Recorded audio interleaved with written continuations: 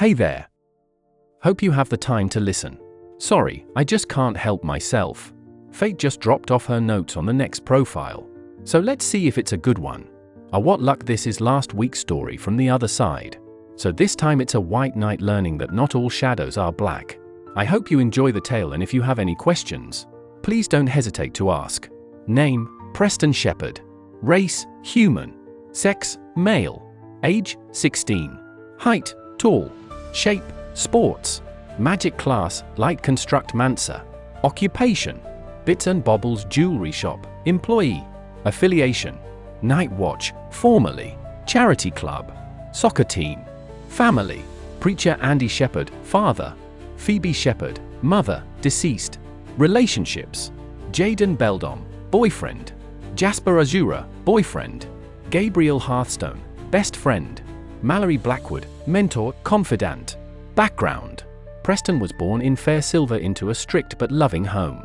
His mother died in childbirth, and while his father never truly blamed him, Preston grew up feeling like he owed a debt to his father he could never repay. His childhood was spent in and around his father's church, a sanctuary devoted to the angel goddess Madeline. Preston gave himself to that faith completely, believing Madeline was a kind goddess who loved her flock and that his best chance at paying his father back was to become the perfect altar boy in her service. As Preston grew, the church became his whole world. He learned its hymns and rituals before most kids learned their letters, always a step behind his father in the aisles, always trying to be useful enough to balance a scale no one else could see. By 4 years old, that invisible debt met something real when his Mansi manifested. Preston discovered he could call light into his hands and shape it, coaxing it into blades and barriers and small, trembling constructs that held their form a little longer each day. To his father, this was a divine confirmation, proof that Madeline had marked his son for something greater. Preston was placed under the care of Mallory Blackwood, an enchant Mansa and trusted family friend. To refine his gift, he trained alongside another boy, an heir Mansa named Gabriel Hearthstone, and the two of them pushed each other harder with every session, turning bruises and sore muscles into private evidence that they were worthy. By the time Preston was 6, that training paid off. He and Gabriel were officially entered into Night Watch as paladins in training, walking into the organization side by side. Night Watch swallowed Preston's childhood in clean lines and shining armor. Training turned into routine. Routine turned into expectation. And by 12 he had grown into his role so completely that most people stopped remembering he was still a kid. Even though he and Gabriel were eventually assigned to different teams, they kept finding each other in the cracks between missions, comparing injuries and stories and quietly checking that the other one was still okay. As a full paladin, Preston's team was sometimes sent out against an organization called Silent Owl, the enemy he had been raised to picture as pure evil. It was on those missions that he first met Jaden Beldom, a dark magic mage who fought for Silent Owl with sharp humor and sharper spells. At first, Preston read him as cruel, snarky, and exactly what he expected from the other side of the war. But the longer their paths crossed, the more he noticed something that did not fit. Jaden kept steering fights toward fast, painless deaths and collateral-free outcomes, cutting battles short where other mags might have dragged them out. Confused and unsettled, Preston took his questions to Mallory. In the quiet of his office, Mallory told him the truth his father never had. The world was not made of pure light and pure shadow, and neither side of this war had a monopoly on mercy. Light could not exist without shadow, and shadow could not exist without light.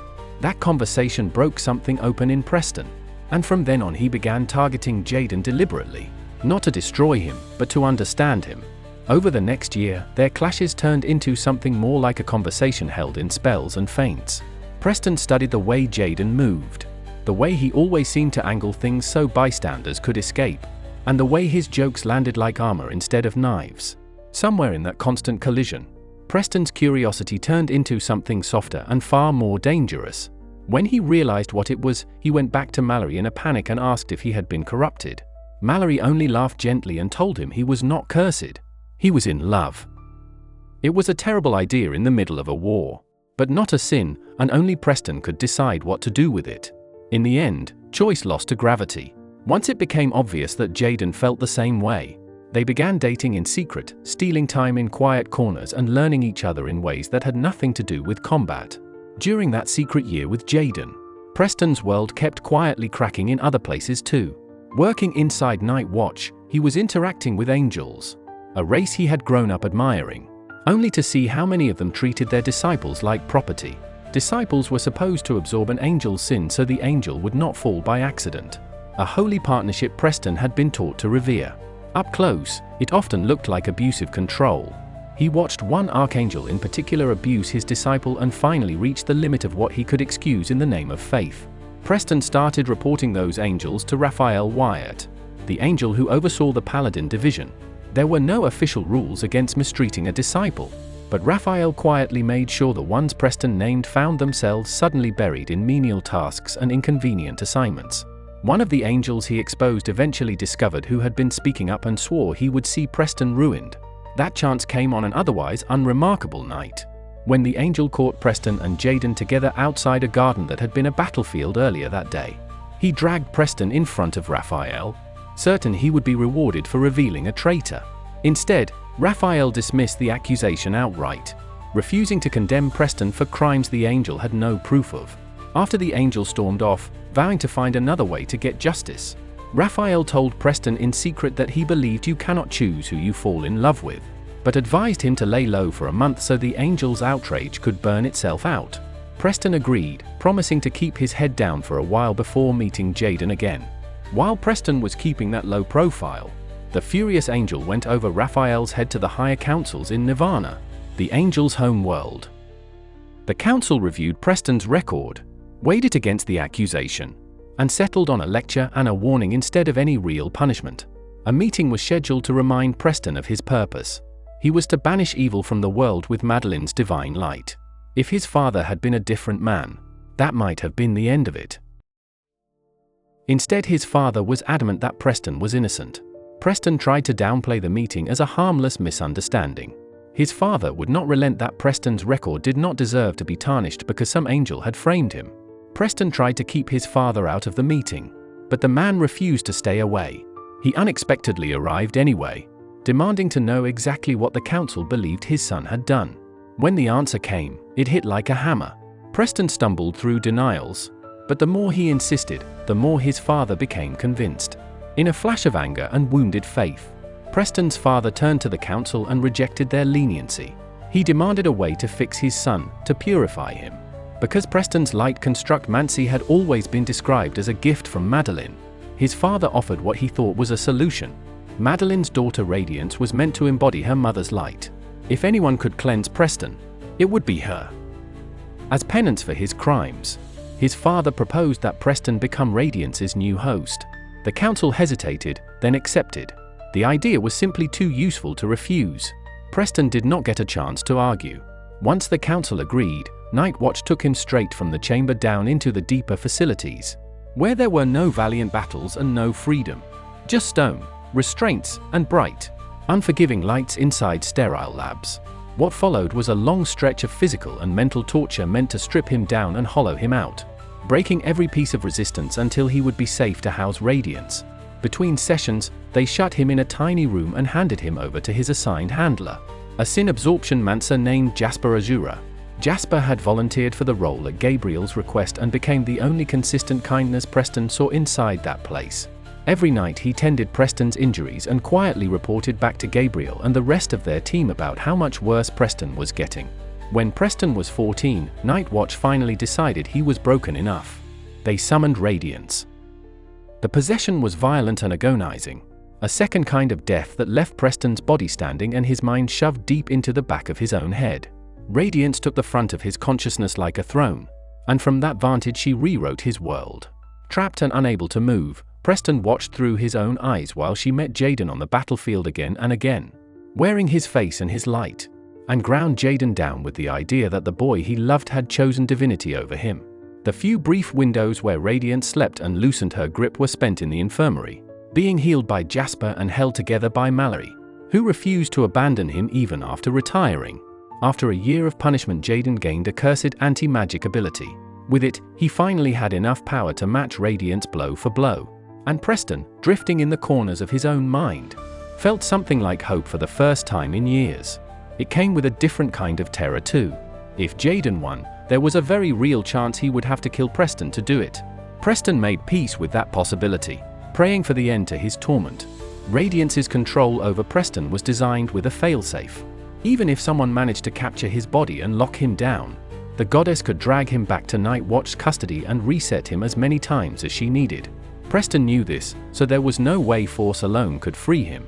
6 months after that, Jasper started sneaking out behind his back, slipping away to meet someone Preston hoped was Jaden.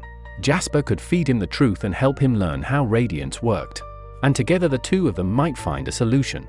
In the meantime, Jaden was fighting smarter instead of just harder.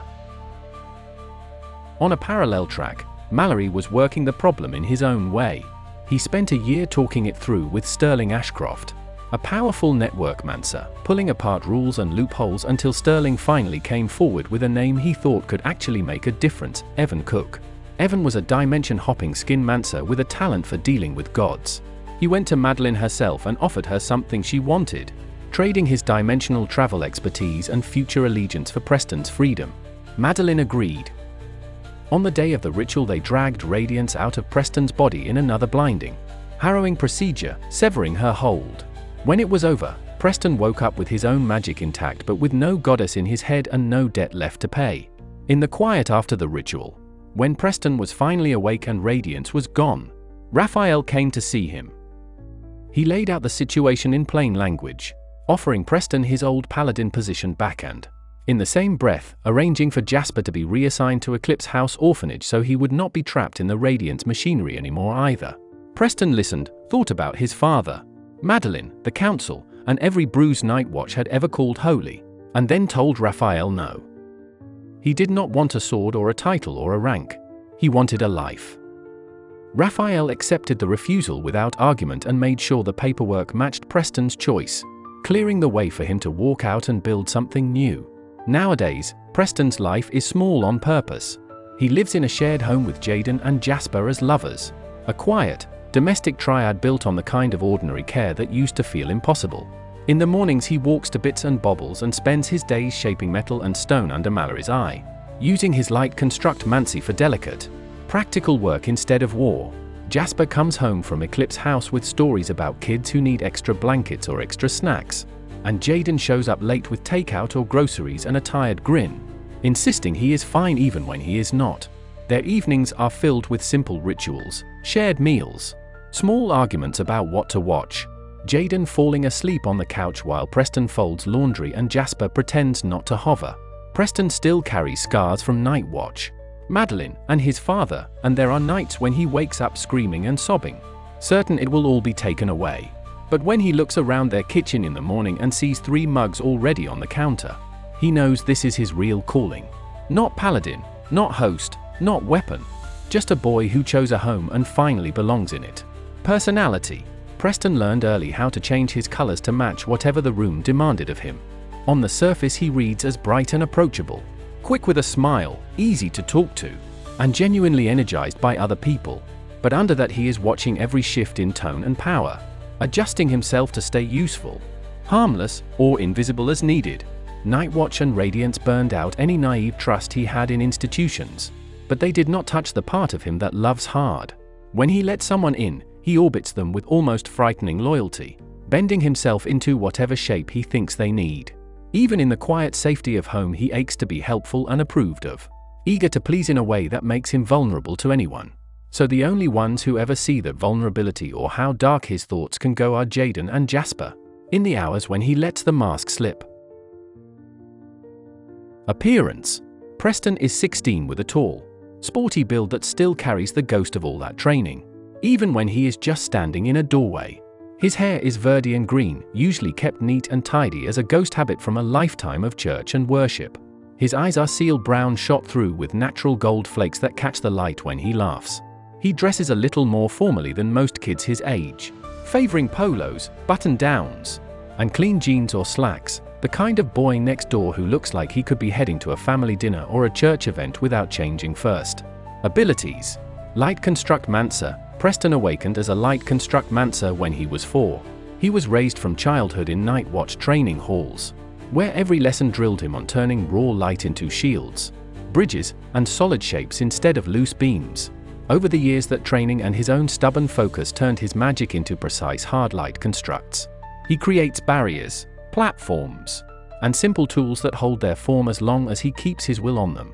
In a fight or a crisis, he leans on it to block attacks, make cover, and build quick paths for other people, always putting his constructs between danger and the ones he's trying to protect. Social echo. Growing up as the good church son in Fair Silver and later as a night watch paladin, Preston survived by learning to listen first and match whatever the room expected from him.